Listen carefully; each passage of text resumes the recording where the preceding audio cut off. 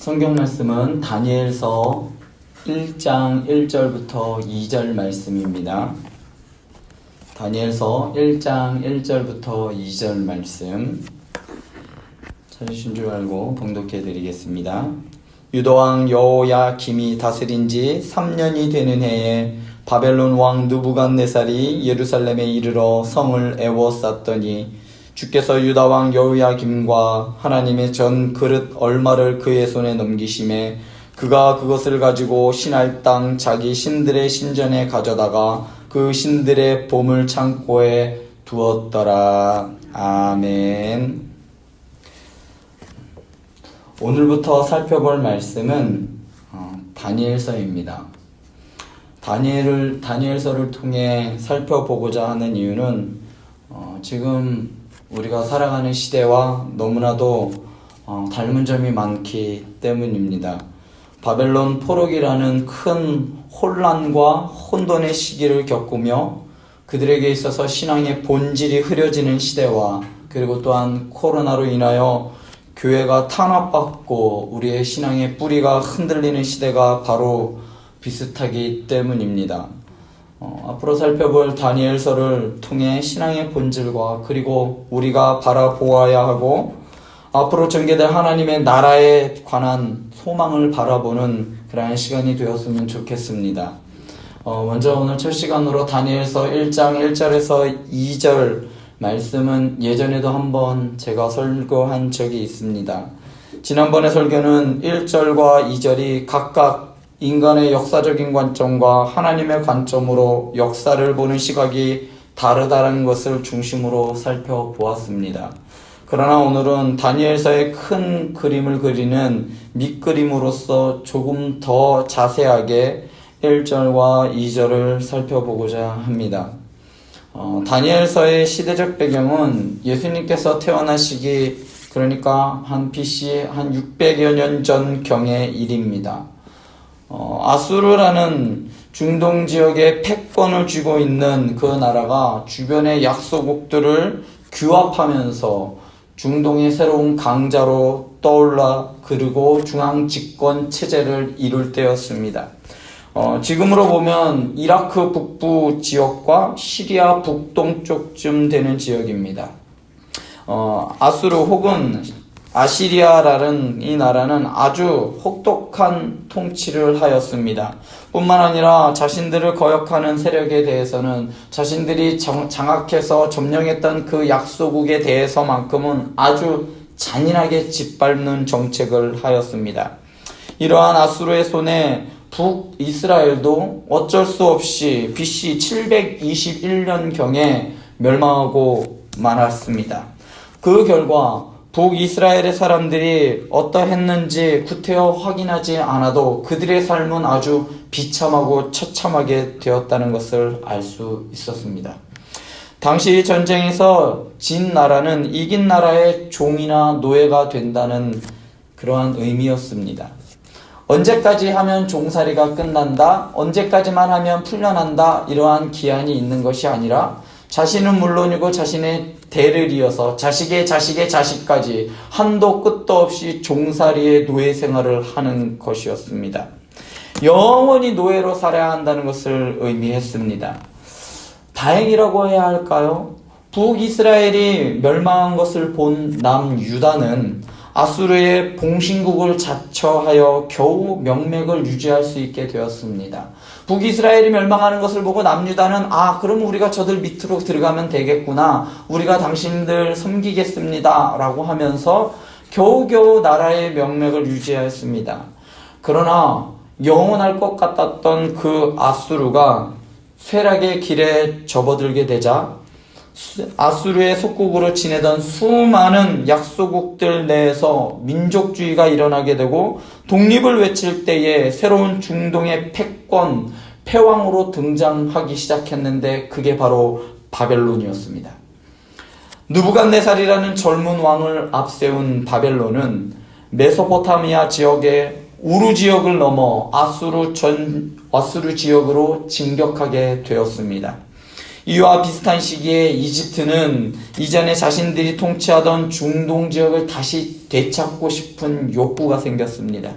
주전 609년 이집트의 왕 파라오 네코, 성경에서는 느고라고 하죠. 바로 느고는 바벨론이라는 새로운 위협에 맞서는 아수르를 도와주기 위해 군대를 파견합니다. 바벨론이 점점 강성해지자 지는 애였던 이 아수르를 돕기 위해서 애굽의 느고가 병력을 파송합니다. 그런데 이 병력이 어디를 지나야만 했냐면 이스라엘 땅을 지나야만 했습니다.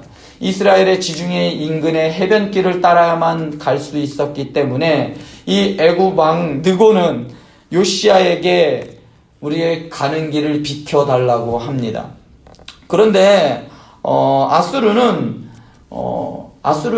아수르는 유다에게 영향력을 미치고 있었고 유다와 아수르와 관계에는 그다지 좋지 않았기 때문에 이 요시야는 그렇게 하지 않았습니다. 중간에서 결국은 이집트와 요시야가 전쟁을 벌이게 되었는데 너무나도 허무하게 요시야는 출병한 지 얼마 되지 않아 그 전쟁에서 죽고 말았습니다. 무기토에서의 이 전쟁은 반드시 승리해야 할 전쟁이었음에도 불구하고 실패하고 말았습니다. 그 결과 요시야의 아들이자 후계자인 살룸 고니아라고도 성경은 말하는데요. 그를 이집트로 붙잡아 가버렸습니다. 그리고 그의 동생 여호야김을 왕위에 앉혔습니다. 이 왕이 바로 다니엘서 1장 1절에 말하는 여호야김입니다. 여호야김의 통치는 주전 609년에 시작되지만 그렇게 오래가지 않습니다. 여호야김은 그의 아버지 요시야의 길을 따라 다윗의 길로 백성들을 이끌지 않았습니다. 그 이유는 이렇습니다. 그의 아버지 요시야가 그토록 하나님을 신실하게 섬겼고 하나님을 그렇게 따랐음에도 불구하고 그 전쟁에서 너무나도 허무하게 죽는 모습을 보았기 때문에 그는 하나님에 대해서 실망하였습니다. 그래서 또한 그뿐만 아니라 자신을 왕으로 세워준 분은 바로 하나님이 아니라 애굽의 왕이었기 때문에 이 여호야김은 하나님을 섬길 이유를 찾지 못했습니다. 그래서 그는 자기 하고 싶은 대로 하였고 애굽을 따르기로 하였습니다.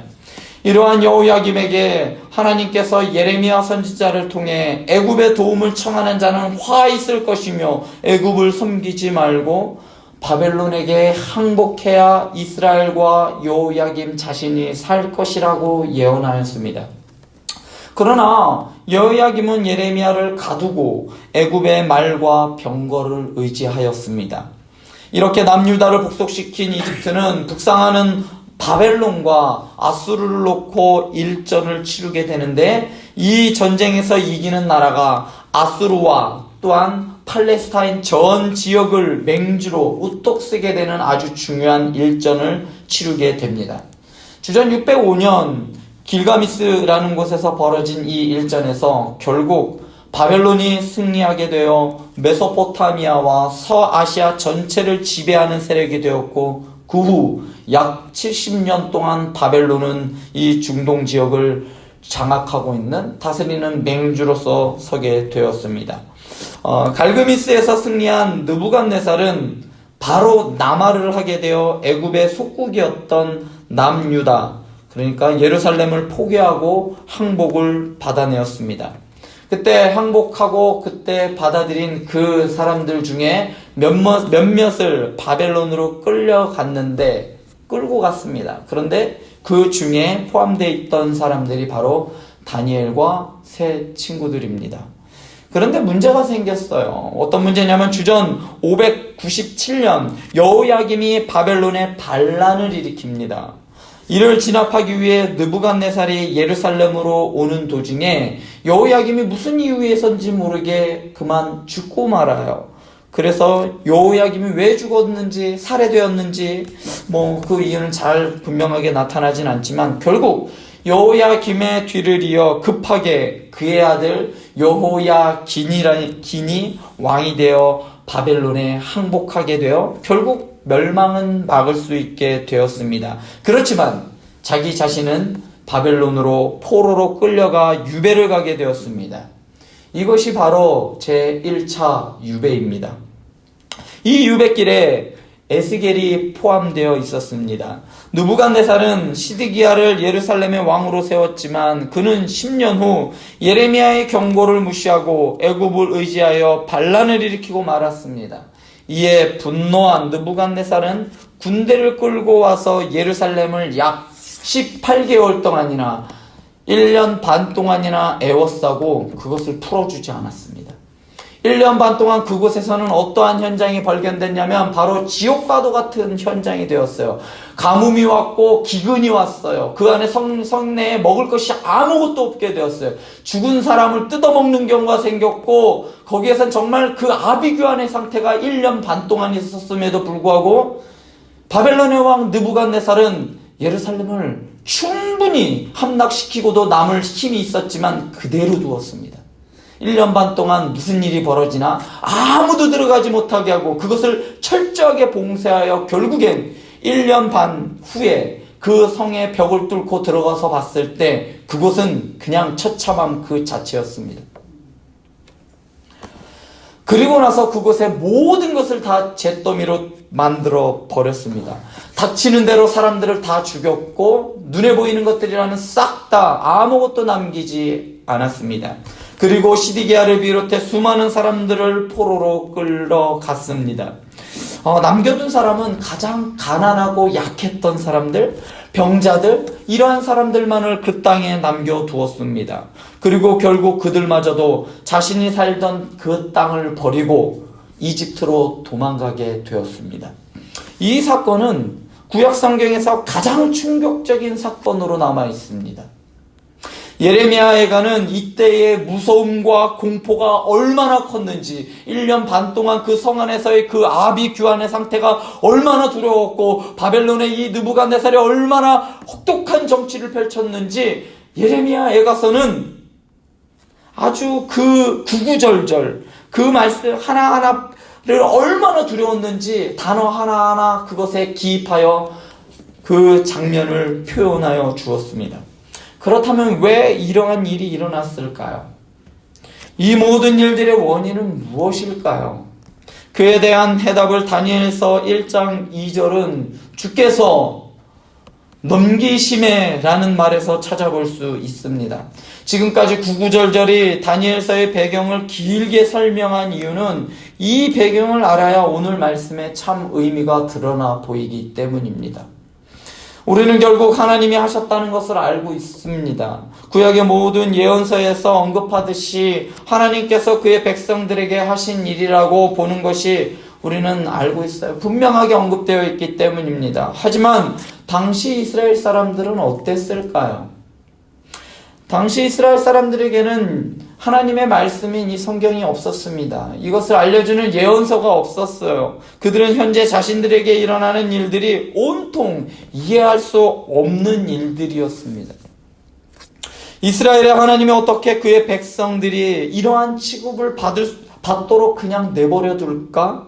어떻게 이스라엘의 하나님이 바벨론의 신들에게 질 수 있겠는가? 당시의 세계관대로라면 이스라엘의 하나님은 늙은 신이고 신은 국가인 바벨론의 신은 젊었기 때문에 젊은 바벨론의 신이 늙은 이스라엘의 하나님을 이기는 것은 당연하다라고 생각했을까요?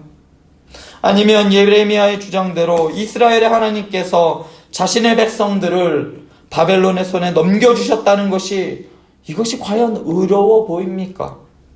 설령 그의 백성들이 언약을 깨뜨린 죄 때문에 심판을 받는다 하여도 이것은 감당할 수 있는 정도를 벗어났습니다. 이것은 그냥 죽음이에요. 이것이 너무나도 가혹한 처사가 아니냐는 말입니다. 이것이 바로 예레미야 애가의 분위기입니다. 그는 그 성경을 통해서 예레미야 애가를 통해서 그 슬픔을 계속 노래하지만 하나님 이것은 너무 정도가 너무 지나치지 않습니까? 이것은 너무 과하지 않습니까? 아브라함부터 약속하신 그 언약이 이제는 어떻게 되는 겁니까?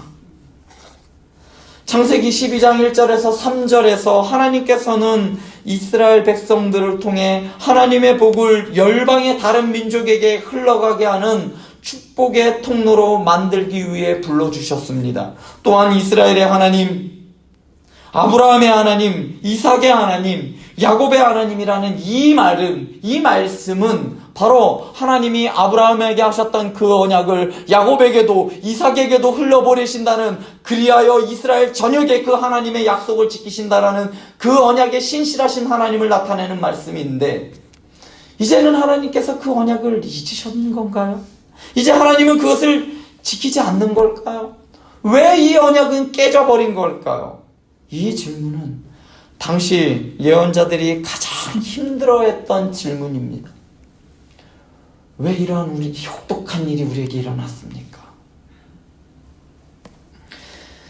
이스라엘의 하나님은 더 이상 그들이 보기에 언약을 세우지도 또한 지키지도 않는 하나님으로 보였습니다. 닥쳐온 현실을 볼 때에 이스라엘의 현실은 미래를 위한 소망이 눈꼽만큼도 없어 보였습니다. 그렇기 때문에 하나님과의 언약이 깨졌다면 고칠 수는 없는 것인가? 이 질문 또한 예언자들이 했던 그 질문들 중에 하나입니다. 이러한 맥락에서 볼 때 다니엘서의 이스라엘의 백성에게 여호와 하나님은 그냥 그야말대로 산자의 하나님이 아니라 그들의 조상들의 하나님, 즉 죽은 자의 하나님처럼 여겨질 뿐이었습니다. 그러나 다니엘서는 세상 나라들의 관점을 다른 사람들의 그런 역사적인 관점으로 보고 있지 않습니다. 주께서 얼마를 그들의 손에 넘기시매라는 이 말씀을 통해 역사는 강대국의 손에 움직이는 것이 아니라, 강대국들에 의하여 흘러가는 것이 아니라 여호와 하나님의 손에 움직이고 있다는 것을 보여주고 있습니다. 이것은 다니엘서의 주제와도 맞닿아 있습니다. 다니엘서의 주제는 다니엘과 그의 친구들처럼 믿음을 가지면 하나님께서 구원해 주시고 형통하게 해주신다는 것이 아니라, 역사의 주관자는 하나님이시고 그 하나님의 나라를 그 어떠한 세상의 권력자들이 막는다 하여도 하나님의 나라는 임하신다라는 그 말씀이 바로 다니엘서의 핵심 주제입니다. 어떠한 권세자도 이것을 막을 수 없습니다. 레위기를 보면 하나님과 이스라엘 백성이 시내산에서 언약을 맺는 장면이 나옵니다. 그 중에서도 레위기 26장은 상과 벌에 대한 이야기입니다. 6절에서 13절까지는 하나님의 말씀을 잘 지켜 행하면 하나님께서 주시는 축복에 대한 말씀이지만, 14절에서부터는 그러나 내가 너희에게 청종하지 아니하여 이 모든 명령을 준행하지 아니하며 내 규례를 멸시하며 내 마음의 법도를 싫어하여 내 모든 계명을 준행하지 아니하며 내 언약을 배반할진대 내가 이같이 행하리니 곧 내가 너희에게 놀라운 재앙을 내려 폐병과 열병으로 눈이 어둡고 생명이 쇠하게 할 것이요 너희가 파종한 것은 헛되리니 너희의 대적이 그것을 먹을 것이며 내가 너희를 치리니 너희가 너희의 대적에게 패할 것이요 너희를 미워하는 자가 너희를 다스릴 것이며 너희는 쫓는 자가 없어도 도망하리라. 즉 이스라엘이 계속해서 하나님을 떠나 반역의 길로 가면 열방 중에 흩어버리고 원수들의 땅에서 쇠하게 만들어버릴 것이라는 하나님의 경고입니다. 다니엘서는 하나님의 이러한 이 경고대로 실제로 그 일들이 벌어지고 있습니다.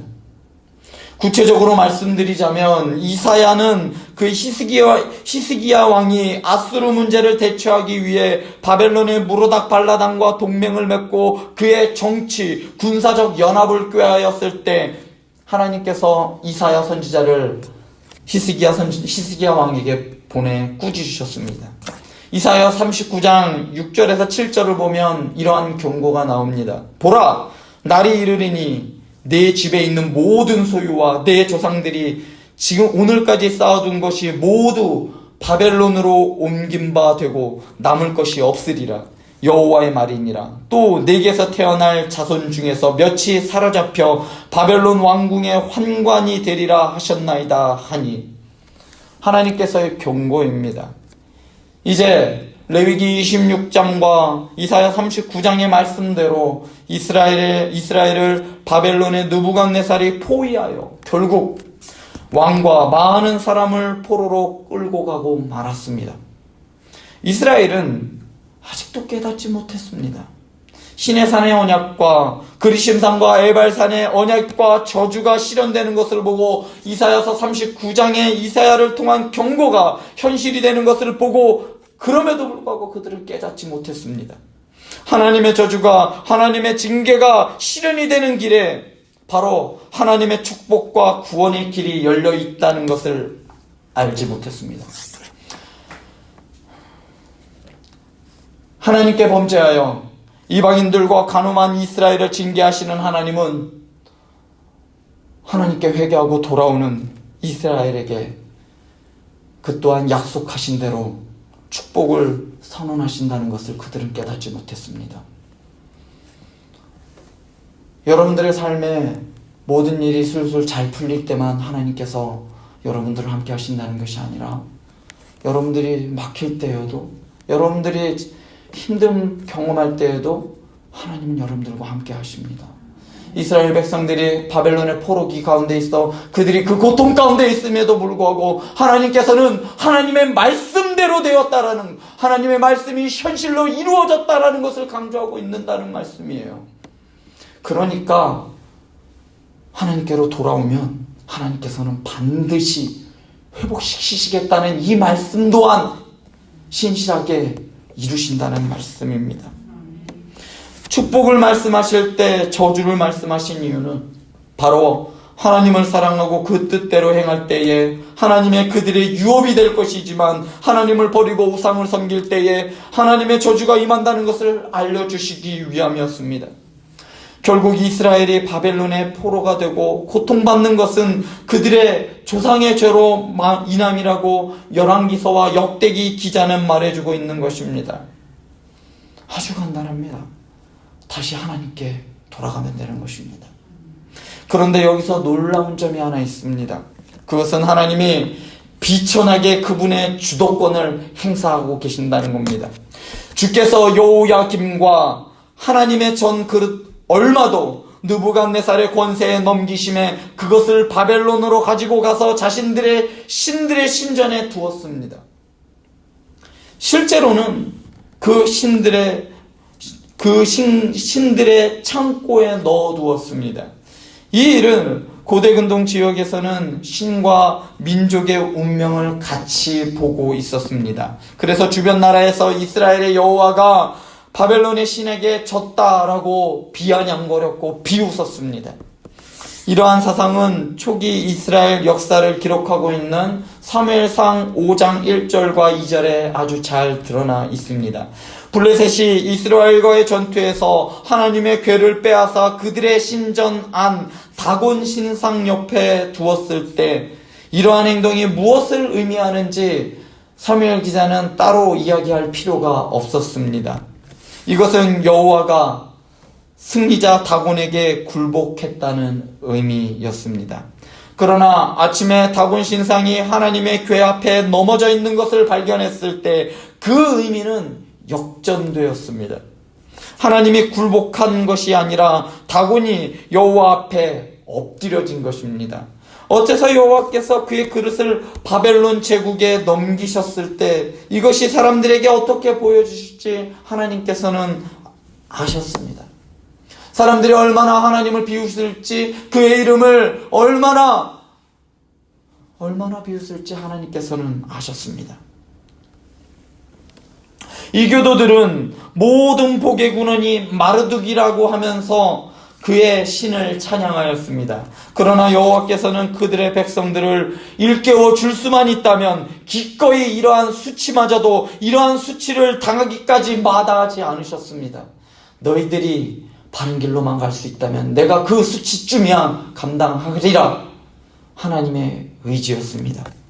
이와 동일한 일을 우리는 예수 그리스도를 통해 우리는 찾아볼 수 있습니다.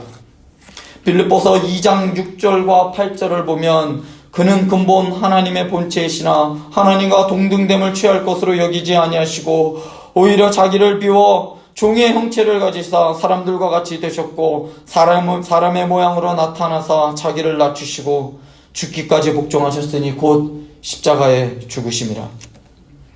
다니엘서 1장 그 중에서도 8절에 다니엘의 결심에 관한 표현을 살펴볼 때 우리는 여호와 하나님이 자기 백성의 죄를 제거할 수 있다면 기꺼이 자신을 더럽히시는 하나님이라고 말할 수 있습니다. 오늘 말씀에서 하나님은 세상을 통치하시는 전능하신 하나님이지만 하나님의 통치권은 세상 사람들에게는 보이지 않습니다. 느부갓네살에게는 그것이 보이지 않았습니다. 주변의 여러 국들은 그것을 보이지만 않았습니다. 보이지 않았기 때문에 이스라엘의 하나님은 망했다, 이스라엘은 끝났다, 하나님은 이제 패한 하나님이다라고 말했습니다. 그것이 하나님이 보이지 않으면 그렇습니다. 이를 마이클 그린이라는 신학자는 텅 빈 십자가라는 책에서 이렇게 말합니다. 초기 기독교인들처럼 비밀을 아는 사람들만이 그것을 볼 수 있을 것이다. 이 초기 그리스도인들은 순교자들이 죽은 날짜를 기록할 때 해당 연도와 함께 예수 그리스도의 치세라는 구절을 덧붙였다. 하나님의 통치는 그를 믿는 사람들에게만 보이는 것입니다. 하나님의 통치는 그를 믿는 사람들에게만 보이는 것입니다. 세상의 위정자들에게는 하나님의 권세가 보이지 않습니다. 왜냐하면 그들은 하나님을 볼 수 없기 때문입니다.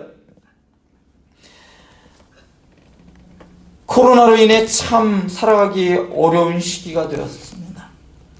이 세상이 대놓고 교회에 손가락질하는 시대가 되었고 신앙을 지키는 사람을 사회의 암적인 존재로 보는 시선이 일반화되기 시작했습니다. 점점 더 신앙을 지키며 살아가기는 어려울 겁니다. 제가 단언하건대 점점 더 어려워질 겁니다. 세상을 결코 나아지지 않고 더 흉악해져가고 어두워질 것입니다. 그러나 이 모든 것이 하나님이 안 계셔서가 아니라 하나님이 죽은 신이어서가 아니라 하나님께서 내어주셨기 때문입니다. 다니엘서는 어느 말씀보다 이 점을 두드러지게 보여줍니다. 바벨론의 포로가 되어 70여 년의 긴 포로기의 시작과 마지막을 보았던 다니엘에게 하나님께서는 이것을 기록하게 하셨습니다. 역사의 주관자는 바로 나 여호와 하나님이다. 이것이 다니엘의 핵심이며 우리 삶의 핵심이어야 하는 것입니다. 여러분들의 삶은 무엇에 의하여 좌지우지되고 있습니까? 여러분들의 삶은 누가 주관자입니까? 여러분들의 이성입니까? 아니면 여론입니까? 눈에 보이는 그것들입니까? 역사의 주관자가 여호와 하나님이셨듯이 바로 여러분들의 삶의 주관자도 하나님이어야 하는 것입니다. 하나님 중심으로 살아가실 수 있길 바랍니다. 내 삶도 마찬가지로 하나님의 손에 있기 때문에 칠흑과 같은 바벨론의 포로기를 지나고 있다 할지라도 믿음의 눈으로 하나님의 통치하심을 바라볼 수 있는 성도 여러분들 되실 수 있기를 소원합니다. 기도하시겠습니다.